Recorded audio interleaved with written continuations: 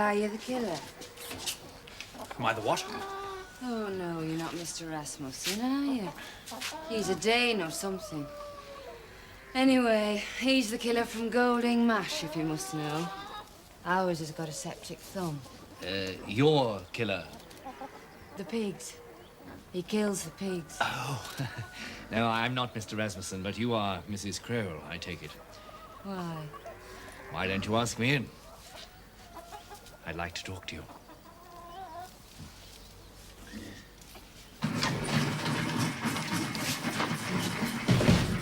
I've just been over to the South Circuit garage. What are they giving away this week? Potted plant with every 4 gallons as it happens. But one thing they didn't give away, carboy full of acid, nicked. When? Well, they couldn't say for sure. It's not the sort of thing they check very often. But it must have been sometime in the last fortnight. I had a quick look round while I was there. Place is wide open. Anybody could have walked in and had it away in the boot if they'd picked the time right. And if they knew it was there? Just to cheer myself up, I took a look at the customer list. And? Hopjoy's got an account there. Petrol and servicing. They're quite keen to have a word with him, as a matter of fact. He's in the red to something like 100 quid. When was he last there? Do they remember? He hasn't been there for a month or so. But his car has. Twice in the last fortnight. Driven by a friend of his. I don't suppose you happen to know the friend's name, do you? Perriam. Mr. Gordon Perriam. Keeps a tobacconist shop. But he doesn't smoke. Yes, I know.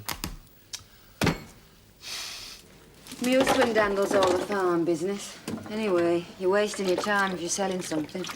He's well satisfied with everything he gets. That I can believe. Is he about? He's up the top field, harrowing. He must be. I don't like sarcastic people. Just tell me what you want, will you? I'm trying to trace a friend of mine. Someone round here, you mean? I think he's been here. In fact, I know he's been here. What's his name? Hopjoy. Brian Hopjoy. Never heard of him. But I think you have. What are you insinuating? But my sole interest, Mrs. Crowell, is in what brought him to this farm and in what he learned here. Perhaps now we understand each other. I don't know who you are or what's been said, but it's not true. And even if it was, it's none of your damn business. All right. I'm going to ask you to trust me. I could tell you my name. It's Ross, as a matter of fact, and the nature of my work. But there really would be no point in doing so. I can neither prove my identity nor give you convincing evidence of my profession. If I could, it would cease to be my profession. You don't understand. Naturally, you're not expected to understand. At least let me assure you that what might seem to you duplicity and mystification are terribly necessary. Oh, you mean you're a spy? Why should you think that? Because Brian gave me more or less the same speech when he first came here. Why did he say he came here in the first place? He said it was about 3 casual workers we had on here at the time. Wanted to keep an eye on them or something. Europeans, they were. I see. Where are they now? Moved on, how should I know? You'd better not let my husband catch you. He'll be back for his dinner soon. Perhaps we should meet again. He sent you, didn't he? Who? You think I don't know what's going on? Hopjoy's moved on, so he sent you. Is that really what you think? I suppose you're quite nice, really. In a way. My way could be your way. I like a man in a collar and tie.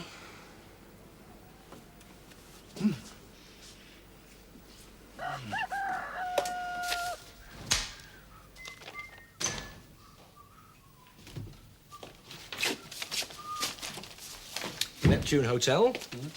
My dear Mr. Hopjoy, blah, blah, blah. I may no doubt look forward to the satisfactory adjustment of your account, etc. George Tozer, gentleman's hairdresser. To goods, £15.75. A remittance will oblige, or no more of same can be supplied. The finance company about his car. Dear Mr. Hopjoy, blah, blah, blah. Regarding the confidential work undertaken by you for HM government, requiring you to foster a false appearance of... impecuniosity. I regret we must decline your invitation to seek confirmation from the Minister of State, and accordingly must advise you that unless instalments are brought up to date, etc., etc., etc. 8 of them. All very much the same. Dear sir, unless. I don't know why he didn't wear a little badge. B. Hopjoy, Esquire. Counter-espionage agent. Available for... Where did I put that letter, Sid? What letter? The anonymous letter. The letter... Oh.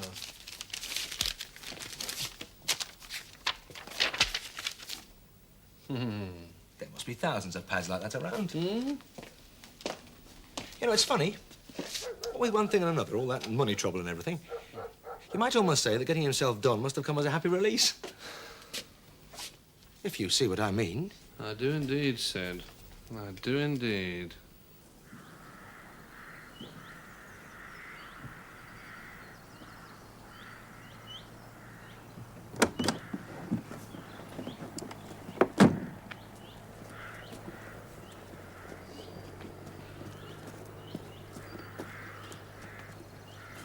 Well? It would appear he blew his cover. Oh, my God. He must have had a very compelling reason. Throwing the quarry out in the open, offering himself as bait. I don't know, but whatever, the situation had clearly become critical. Nicest little job I've had in years. Absolutely fascinating. As a matter of fact, I hardly know where to begin. By sitting down, perhaps? Number 1, the bath. Yes, well, we all know about that, don't we? Slight discoloration of enamel consistent with submersion in highly concentrated sulfuric acid. Acid traces on the floor. No distinguishable fingerprints on basin. Damn it. Still asking a bit much. Oh, now then. Drains. Didn't do too badly with drains. Analysis of contents of drain trap established presence of unusual quantities of fat and carbon compounds, possibly of animal derivation. Also, distinct calcium traces. You're with me there, are you, Squire? The late Mr. Hopjoy, I presume. Mind you, you mustn't run away with the idea that anything like exact identification is possible. It's all a bit tentative. Oh, quite. Yes, quite. It's circumstantially impressive, all the same. I'm only sorry that there wasn't anything exciting in the solid line. Plastic buttons, gold teeth, that sort of thing. Yes, pity. Now, this has been giving us a few headaches, I must say. It was caught in that little grill thing underneath the bath plug. Animal, vegetable, or mineral? Oh, mineral. Almost certainly nylon. Nail brush. Oh, too long. Anyway, it wouldn't be joined up like that. It's not out of a brush of any kind. Nobody at the lab had a clue. Are you worried about it? Well, of course I'm worried about it. Of course, it might have nothing to do with the case.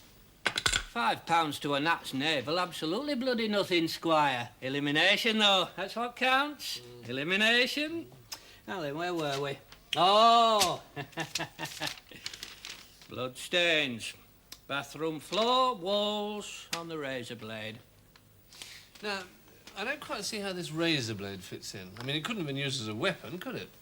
I mean, you don't fell a bloke with a hammer and then cut his throat. That would be sheer ostentation. Now then, what do you make of this?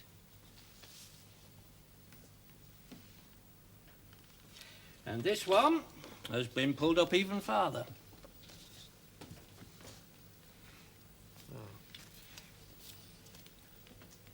The hammer head. Ah, yes. And you can, of course, see what's wrong. Well, to be perfectly honest, No crushing, no skin, no follicles. You're perfectly right, of course. Not a follicle in sight. You see, Squire, it's reasonable to expect that hairs are going to stick to a hammer when it's been used to bash somebody's head in. But they get squeezed between two hard surfaces, steel and bone, for a fraction of a second before the skull gives way. So, naturally, they're bound to show some damage. These don't. Another thing. The hairs, or some of them, are bound to come out, roots and all. Plus the odd bit of skin. In this case... Oh. Can you say who these hairs belong to? Certainly not Perium from the others we checked against. Almost certainly friend Hopjoy. So there you go, Squire. What do you make of that? Well, you've certainly been thorough.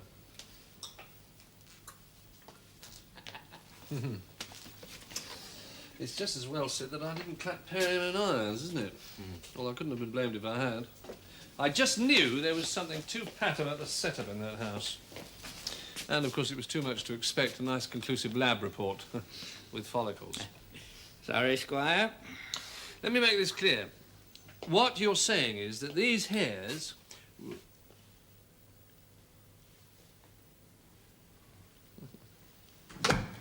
Do I understand, Mr. Purbright? Oh, forgive me a moment. I'll just take these. Sit down, sit down. So do you think that an arrest would be unwise at this stage? Well, it's this business of the hammer that's spoiling everything, sir. Yes, I know. To go to all that trouble to... Purbright, may I? Oh, yes. Thank you. Yeah, Caesar. Yeah, to go to all that trouble to dispose of the corpse and then apparently to manufacture evidence of violence. You know, I hate to see subtlety showing through this sort of thing. I think so, though, that Perium's the only candidate. Yes, well, I don't know him myself, of course. But from all accounts, he sounds a decent enough sort of fellow. Why on earth would he want to do such a frightful thing? Frightful and premeditated, sir. If stealing that acid a week beforehand is anything to go by. Whatever, the motive must have been of pathological intensity, if indeed there was one. Any money involved? Oh, far from it, sir. Hopjoy left only debts. Debts and a lot of bad feeling. One doesn't want to be uncharitable, but I suppose we shouldn't ignore...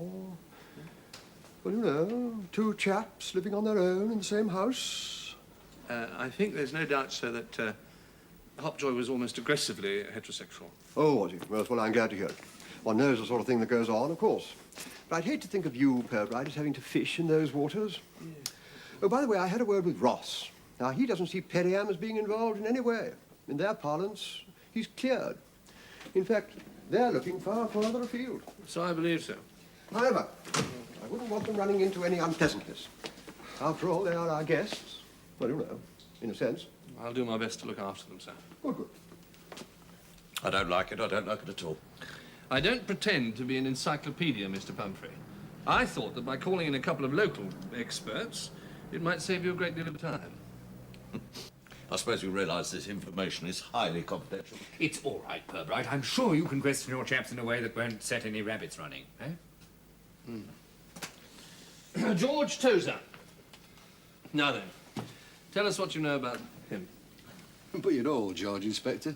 The barber down in... Spindle Lane. Spindle Lane, that's it. The Rubber King. You know old George, sir. Of course I know him, but these gentlemen don't. It's for their benefit I want you to tell us about him. Oh, I see. Well, a rum old sod is George. Ugly as vomit. He'd help anyone, though, wouldn't he, Sid? They reckon it was him that fixed up Lady Vera with that third husband of hers. You know, the book salesman with the one here. Mind you, I reckon she started drinking Airy Storer by then. That's how she came to meet George, I suppose. It's Mr. Tozer. What are his political affiliations? Well, I know Lady Vera is a Conservative. They don't risk letting her open any more fates, of course. I've got a feeling George is Labour, isn't he? Oh, not that politics would stop him doing you a good turn if he could. Bit of a flannel of mind. Oh, aye. Still, there's many a family in this town who'd be too big to be fed if it hadn't been for George and his little packets of three. Yes, and perhaps we're not on the same tack, Sergeant. What can you tell me about this man's associates? I've an idea he's in a team of bell ringers. Aye, they reckon he's quite religious on the sideline. I don't think he's what you might call associated with anybody special. I mean, why should he be? The man who seems to have no associate, Sergeant, is generally the man who's taken great care to conceal them. So much for Mr. Tozer, it seems. Now, what about this, hop-along character? Crutchy Anderson. Oh, right little villain is old Crutchy. Hey, don't say he's been asking you to teach him how to play snooker. I'd like to know who he is, that's all. Well, he's a bookie's assistant, that's who he is. He appears to do most of his business in back alleys. Why is that, Inspector? You have betting shops here like everywhere else? No, indeed we have. The local people, some of them, think of them as a bit infra-dig. Besides, furtiveness conveys a certain cachet, don't you find, Mr. Ross? He mentioned to me that he'd lost his leg on a shipping run to Archangel. That's right. Frostbite. Other times it's sharks in the Pacific. Anything to touch you for a pint. He used to work on the shrimp boats over at Chelmsbury. Only one day he got drunk, put his leg in the shrimp copper, Cooked to the bone it was before he pulled him clear. But he was a sailor, which means that he could have established contacts abroad, doesn't it? Well, if you call the sandbanks 2 miles off the estuary abroad, I suppose he could. That's as far as the shrimpers ever go. To the best of your knowledge. Which brings us, I suppose, to Farmer and Mrs. Ted Kroll out at Mumblesby. Bill? Well, it's my considered opinion that young Bernadette's had more ferret than I've had hot dinners. It would seem that Mrs. Kroll has a reputation for promiscuity. Is that to the point, Mr. Ross? Security-wise, moral turpitude is always the point, Inspector. The person that we are interested in was following a sound principle when he put Mrs. Kroll under surveillance. Yes. What? Absolutely. You know, it's funny we should be talking about old Tozer. Talk as he used to send blokes up there to keep Bernadette company. Tozer. Direct connection, CDNF. Aye. Fancies himself in the matchmaking line, like. They say he's got a list of all the lonely wives in Flax. Are you suggesting that Mrs. Kroll is in the public domain, favour-wise, as it were? Well, that's how it's told. Oh. Man, yeah. I reckon he'll think twice before sending up another stand-in for Ted Kroll. Why? What happened? Well, they say Ted turned up and caught the last one. Chucked him through the bedroom window like a thought-load of sugar beet. I don't know who it was. I could find out for you if you like. Would you like me to have a word with Mrs. Kroll? You keep away from Mumblesby, Sid. Good God, they have to go in pairs to read the meters in that parish. Bill, it might be interesting if you could find out who. Does anyone know who Rasmussen is? He's a Dane. Used to have a farm of his own over at Pollard's Bridge until the government took all that land over. I think he does odd jobs nowadays, doesn't he? Yeah, slaughtering for one. There'd be nothing unusual in Kroll wanting a pig slaughtered, I suppose? Another one, you mean? I'm not with you. Don't you remember, Inspector, I told you? He had one slaughtered a fortnight ago, that's all. Only someone pinched out the carcass from where it was hanging in the barn.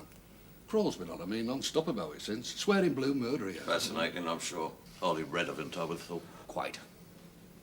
One other thing, Sergeant. You said the government had taken over Rasmussen's farm. How did that come about? All the land round there was taken. Compulsory purchase, I think they call it. For that big establishment place at, whatchamacallit? At Thimble Bay. Thimble Bay, that's right. Thank you so much. Fibrofon think it's from a baby's hairbrush. Portsea Plastics say fishing line. And Hoffman's plumb for the retaining thread on a gyro compass. Take your pick. Not a great deal of help, I would have thought. Anyway, I'll keep trying. Now then, the tar. All in the boot, actually. A few strands of straw, almost certainly the carboy wrapping. And more to the point, blood stains. All recent, definitely recent, but decidedly not human. So there you go, Squire. Tell me, Mr. Warlock, this business of the bloodstains. I suppose you could tell fairly easily whether they're animal or human, eh? Obviously. Suppose some flesh, blood and bone were reduced right down to their chemical constituents. You know, carbon, water, calcium salts and so on. Could you decide what sort of animal they came from? If you're thinking of the stuff that we found in the drain. Indeed I am, Mr. Warlock. Yes, well, let me make it quite clear. There's no way of telling whether that sludge was man, woman, the Archbishop of Canterbury's pet kangaroo. Or any other four-legged animal. Go and take your coat off. Oh, thank you, What were you sir. saying now? Well, sir, it's almost inevitable that part of such a complicated setup would prove faulty. It is. Sit down. Oh, thank you, sir. The hair on the hammer was Hopjoy's, right enough, but I don't think it arrived there from his having been bashed on the head. Yes, but the blood. Wouldn't be too difficult, sir, for a self-inflicted cut. Hence the razor blade. Yeah, but there was a quarrel, Mr. Purbright. Yes, and Perham didn't deny it, sir. But I think you find that it was a very one-sided quarrel, with Hopjoy doing most of the shouting. Possibly, very possibly, to disturb the neighbours and put in their minds the presumption of a quarrel. All right. Then how do you explain away all the business of the body? After all, there was a body, we know that. All that, stuff in the drains. Have you read anything about cannibalism, sir? Not avidly, Mr. Purbright, no. It would seem that human flesh very closely resembles pork. Indeed. 2 weeks ago, half a pig's carcass was stolen from a farm where Hopjoy was a regular and somewhat intimate visitor. we discovered traces of animal blood in the boot of his car and in 1 or 2 places in the house. Well, what I'm trying to say, sir, is that there was no body. No human body, at least. You feel like a drink, Oh, thank you, yes, sir. Scott? Yes, thank you. What you're trying to say, Mr. Purbright, is that the whole damn thing was contrived. I'm afraid so, sir. Well, what the dickens are we supposed to make of it? Some sort of joke or what? It wouldn't have been a joke, sir, if Perriam had been convicted of murder. No, by Jove, it would not. Soda? Oh, thank you, sir. And yet, you see, everything pointed to him. The circumstances in which he was found are almost classic. The refuge in sexual relationships, the flashy hotel, the enjoyment of the victim's car as well as his girlfriend. The pattern, as presented anyway, was almost classic and absolutely damning. Presented being the operative word, of course. Yes. Because what we have to remember is that tomfoolery was just this fellow Hopjoy's line of country. Cheers. Oh, cheers, sir. Intelligence service. Oh. Still, nothing much we can do about him. I mean, nothing we can charge him with. Conduct likely to lead to... Oh, to a breach of the peace. You can see his people letting us get away with that, can't you? Oh, no. He'll turn up somewhere else with a cock and bull story and start working up a new set of creditors, just you see. I think, sir, that there's more to this case than mere debt dodging. Well, a man can arrange his own disappearance without leaving somebody behind to face a charge of murder. But a great deal of trouble and ingenuity was spent specifically to incriminate Perriam. The one thing they didn't leave behind was a solid motive. Oh. Then you think we'd be wrong to let the whole thing drop? I quite agree with you, sir. I think we should definitely continue the investigation for a little longer. All the usual, Sid. Airports, boats, railways. You're bloody sight easy if you had a photograph. Yeah, well, friend Ross didn't supply one, did he? So we'll just have to go on a general description. That bloke Ted Kroll threw out of the window. Hopjoy. Well, I don't know how friend Hopjoy rated as a counter-espionage agent, but if he applied only half the talent he shows for fornication and insolvency, I reckon Russia's had it. Bedroom window. Must have been a bit cut up, surely. Knowing old Ted, I'd say he was lucky he didn't get his neck broken. You'd better go along to the hospital, Bill. See what you can find out, right? And put hospitals on the list, Sid. You never know. He might still be wanting some treatment. Lovely.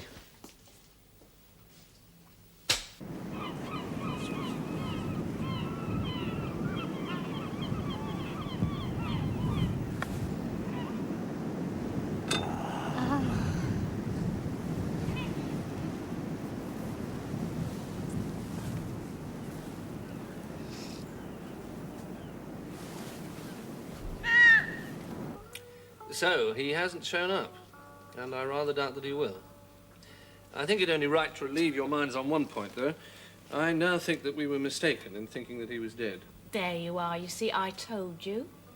Fancy chasing after us with that ridiculous story when we haven't been married 5 minutes. It's not what I'd call very tactful. No, it wasn't, Mrs. Perriam. But under the circumstances, we didn't have much choice. Oh, it's all right, Inspector. Obviously, it wasn't very nice for us, and if anything had happened to him, well, we did let him down rather badly, you know, Darl. Now you know what you let yourself in for when you pinch your best friend's fiancé. There is one thing, Inspector. The house, you have finished there, haven't you? Oh, yes, sir, yes. Give us a couple of days and we'll straighten it all out for you. And the car? Oh, you can have that sometime today. Did it disappoint you? Sorry? Wasn't it covered in blood and fingerprints and everything? Oh, Dor, really? I mean, what did they expect? So you'll be staying on at the house, then? Oh, yes, we shan't move. Not yet a while, anyway. Well, it's been home for so long, and I'm sure Mother wouldn't want strangers moving in so soon after she, well, you know, passed over. Died, darling. She's dead.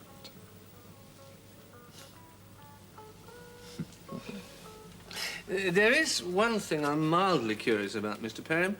I understand that Mr. Hopjoy had an accident a short time ago. Can you tell me what his injuries were? No, well, not in medical lingo, I couldn't. He had what I'd call a gammy foot. Nothing serious, though? Oh, good golly, no, he came home as right as rain. From the hospital? Yes. Between you and I think Bride becoming the old soldier, you know, chatting up a pretty little nurse or something.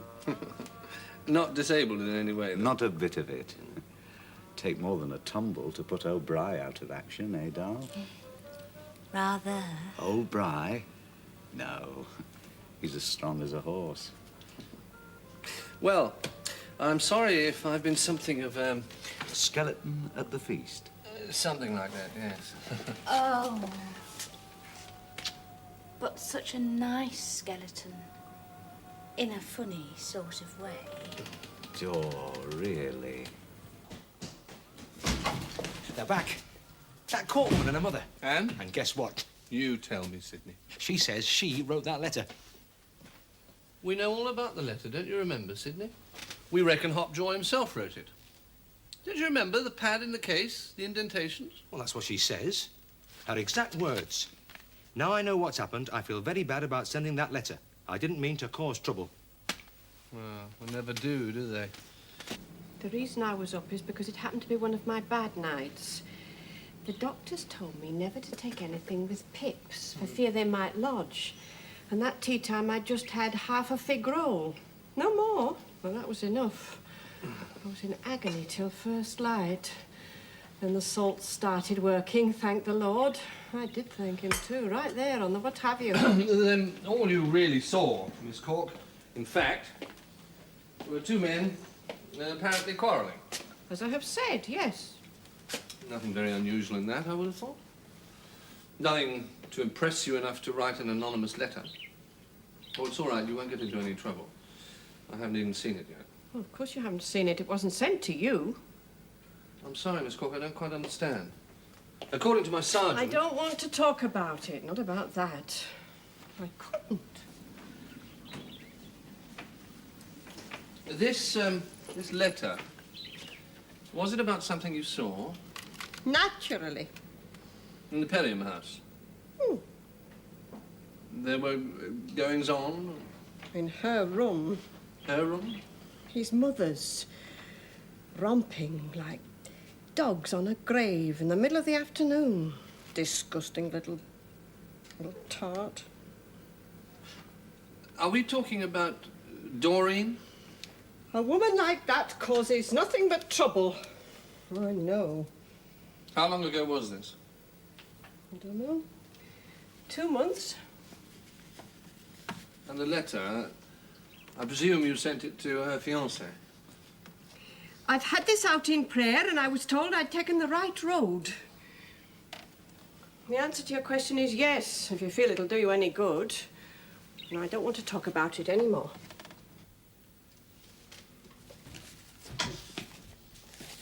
Did you read last night's paper? Should I have? Listen to this. Salt pork. That's the headline. The season's oddest catch was landed at Brockleston South Bay last Friday by a Sheffield angler. It was half a pig. Rather the worse for immersion. And the name of the fisherman, Mr. Andrew Hogg. Popular place for fishermen, Brockleston. And for honeymooners of a sort.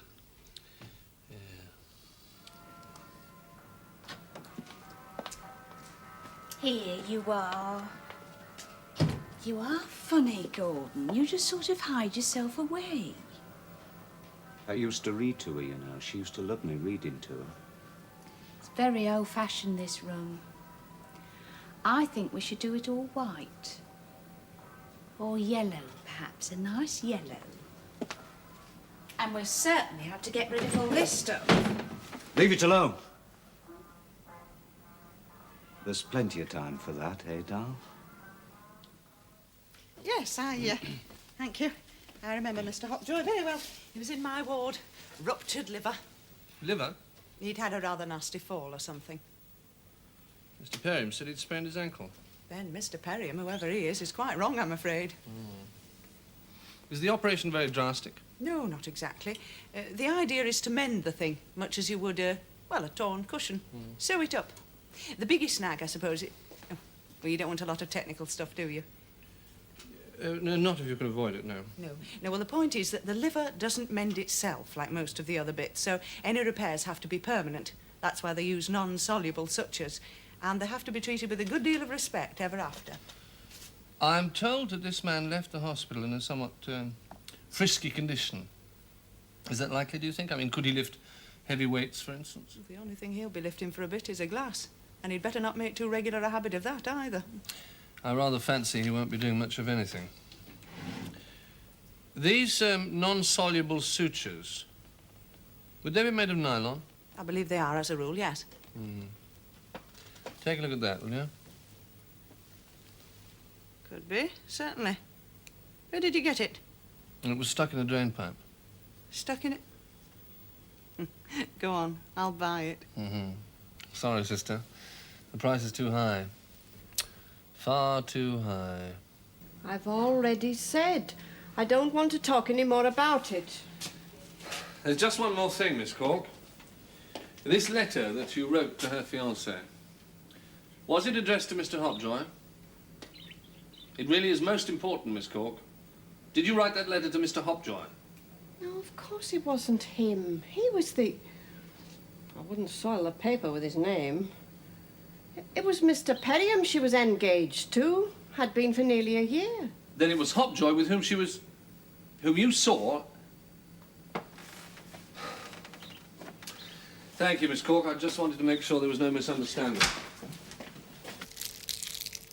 I really fail to see your point, Inspector. My point, Mr. Perriam, is this. Hopjoy was a fraud. He traded on credulity, not least the credulity of his own employers. What finally put paid to him was not his false pretenses, but his determination to seize every opportunity of, what shall I say, brushing up his carnal knowledge. Is that not so, Mr. Perriam? I rather feel that I'm being accused of something.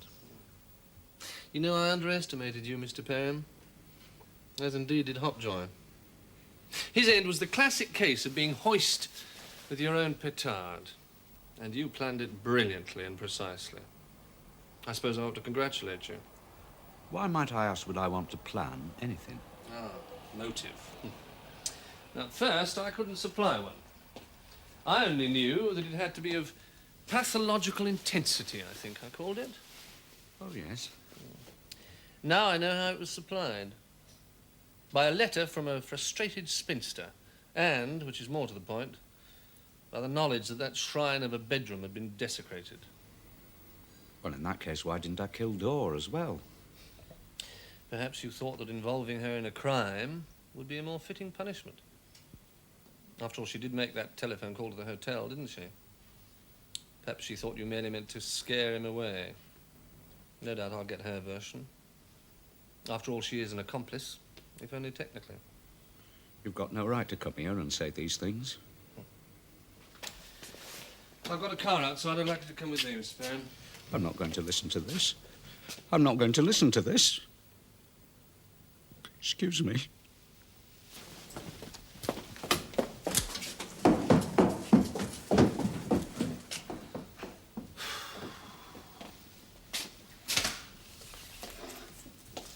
Would you like a cup of tea? No, thank you, Mrs. Perriam.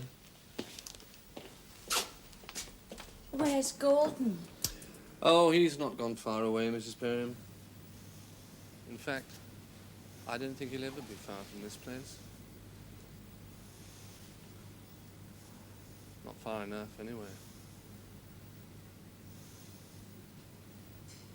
There's one question that hasn't been answered, and it's so important I'm going to put it to you frankly here and now. For whom was Perriam working? I'm afraid, Mr. Ross, this is where we must acknowledge that we inhabit different worlds. I believe that if Perriam were working for anybody, and I wouldn't choose the phrasing myself, he was working for his mother. His what? Freud, as they say, comes to Flaxborough. Frankly, I fail to understand how an officer of your experience could be so naive. Oh, come now, Harry. You're worried about the Thimble Bay establishment, of course. Well, it's just that, security-wise... I wasn't going to tell you this, but I feel it only fair to put you into the picture, fact-wise. The Thimble Bay no longer exists, not in your terms, anyway. It was abandoned almost 6 years ago.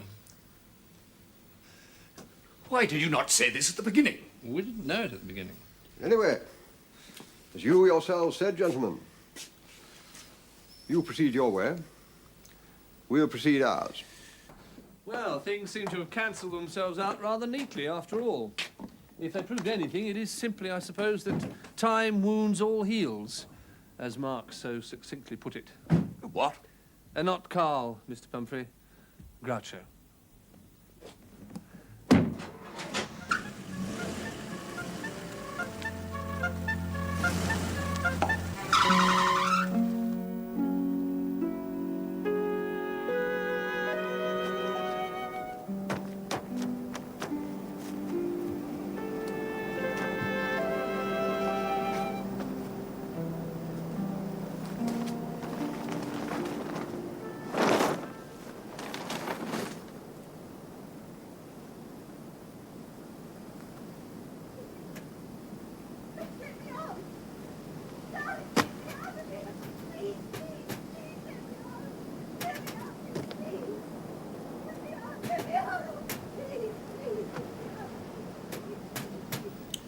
Mrs. Lillian Bannister, 13 Cadwell Close. Correct.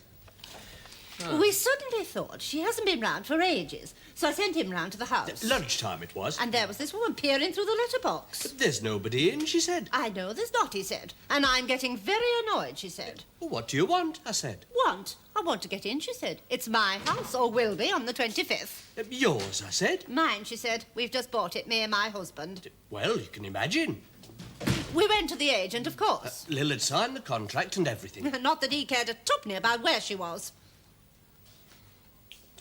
So we went to the solicitor. Where is she, I said, and where is she selling the house? Presumably she wants to move, he said. And there's no reason why she shouldn't still be living there till the date of completion, which is still another fortnight. So, where is she, I say? I've no idea, he said.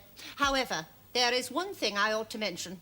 Since there was no outstanding mortgage or anything, and since all parties were agreeable, I advanced your sister-in-law, at her request, the sum of £1,000 against the purchase price. I don't like the sound of that at all, I said. Not at all. Which is why we are here.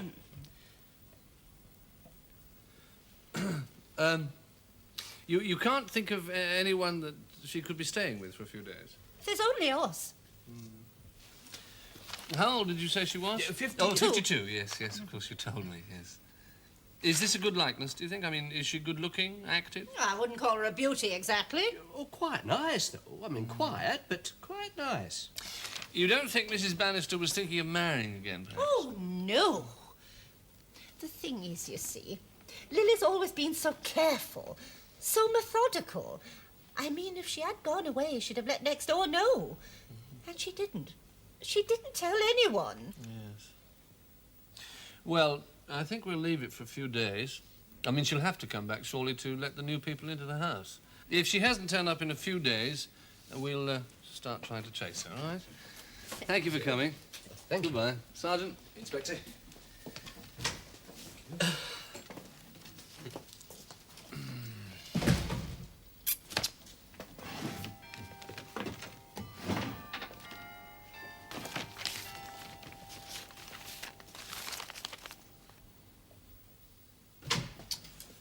Second one in 2 months.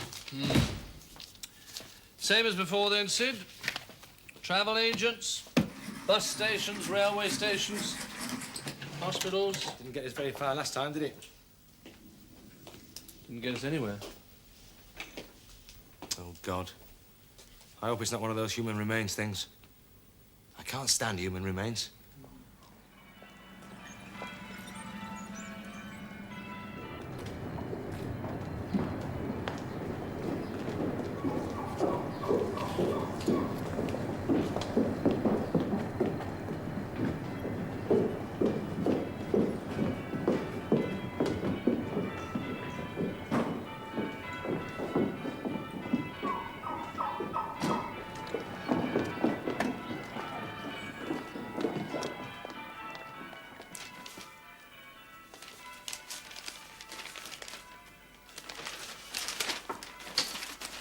Madam.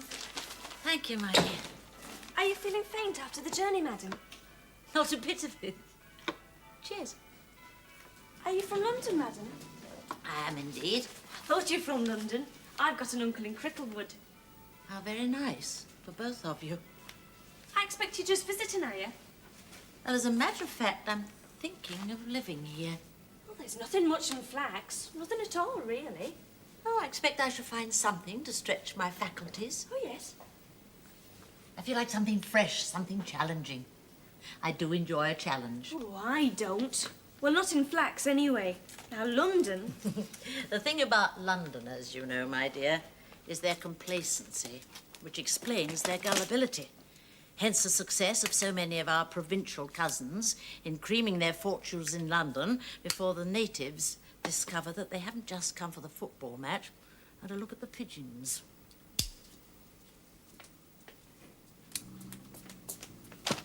Thank you, my dear. Mind you, the Romans came here, and the Vikings, and the Thingamies, the Normans, so it must have something, mustn't it? I just wish I could find it, that's all. Flaxborough has a steady, well-founded prosperity. I see no reason to suppose that that prosperity will diminish.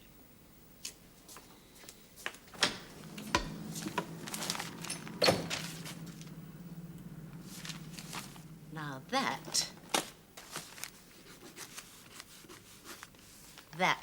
is more like it.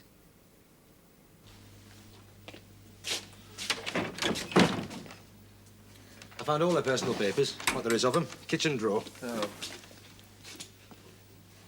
Well, she can't take many of these, if any. Right, let's have a look at this then.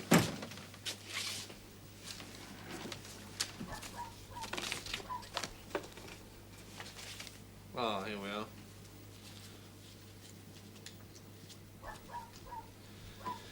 £1,000 cash, 4 days after it was paid in by the solicitor. Just as Martha Reckitt's cashed her life savings 2 months earlier, almost £2,000. Does smell a bit. 2 women, both about the same age. Both rather retiring, no close friends. Lonely, perhaps. One a spinster, one a widow. And both with something in common. They had ready money and they were available. Fellas, you mean? Well, the way I hear it, they are both highly respectable. Exactly. And a woman like that isn't going to run off with the first man who knocks at the door and asks her to do a bit of modelling. She'd want something more substantial. Lust might well seethe in the maidenly bosom, but a woman like this, she's going to have a prime regard for security. So when I say available, Sid, I mean matrimonially available. No, I don't see it. Well, it has to be. It's the only bait that would have worked, surely. Anyway. Well, she wasn't a great one for writing cheques. Insurance, gas, electricity. Hello. What's this? Sylvia Staunch, £30, 4 months ago. Any idea who Miss, Mrs. or Ms. Sylvia Staunch might be? Rings a bloody bell. Of course, London has been my home for many years, but I've never been fully happy there. The big city can be a very lonely place. Indeed it can. And then in recent years, so intimidating. No time to stand and stare, as they say. And then I do so love the sea. Do you not find that Flaxborough smells of the sea? We have a tidal river. Tidal? Oh, how nice. And there are the docks. I'm very fond of docks. Not that I've ever been in one, you understand. So, here you are in our little community, and you feel you would like someone to share in the adventure. A guide? A comforter, perhaps? No, seriously. I feel you may have the right idea. I know how difficult it is to adapt to a new environment. And 2 heads are always better than one, are they not? Well, not on the same neck. As my uncle used to say, he was a bit of a card, the rector. Of course. I think it's only fair to tell you that by no means everyone who comes here is accepted as a client. We're very selective. We insist upon 2 qualifications. Good background and sincerity. Oh, I think you're so wise. These days... Take the matter of the fee, for instance. Yes, do.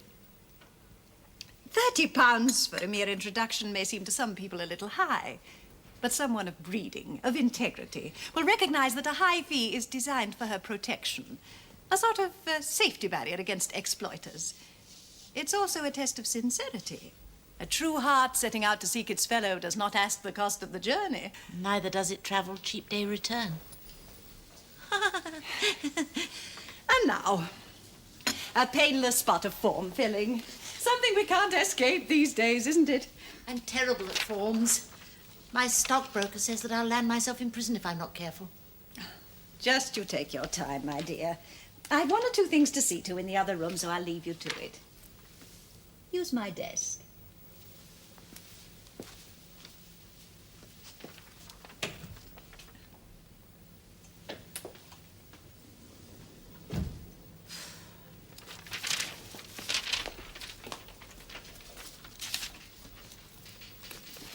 Oh. Well, what do you expect? Butcher blue drawers and a long-sleeved vest? Well, I don't know. Women of that age. I forgot. 52 is near death to you, isn't it? I know.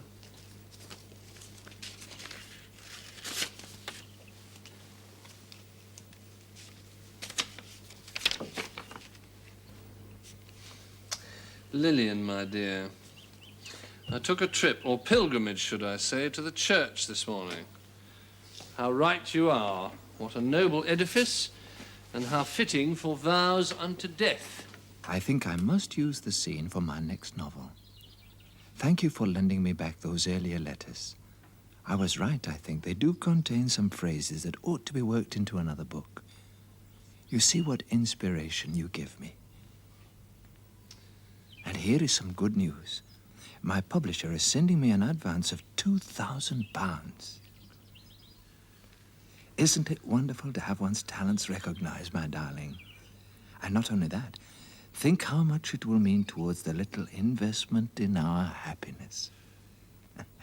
Oh, by the way, the agent says cash will be best. These country swains are suspicious of checks. Good night. A sweet good night, my dearest. I will be waiting tomorrow at our tree.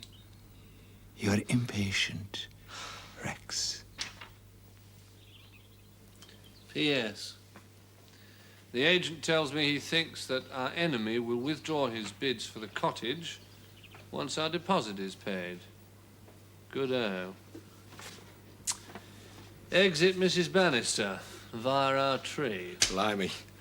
He certainly writes like an author. No date, no address, and the way he asks for that letter back. That's clever, that is. Yes. And perhaps it explains why we found nothing at Miss Reckitt's. If it's the same bloke. Oh. Well, at least we know there is one. Also, hence the £1,000. Our little investment in our happiness. You want me to check the registry offices and so on, will you? No, I don't think so, Sid. After all, an offer of marriage doesn't always lead to a short walk down the aisle, does it? No.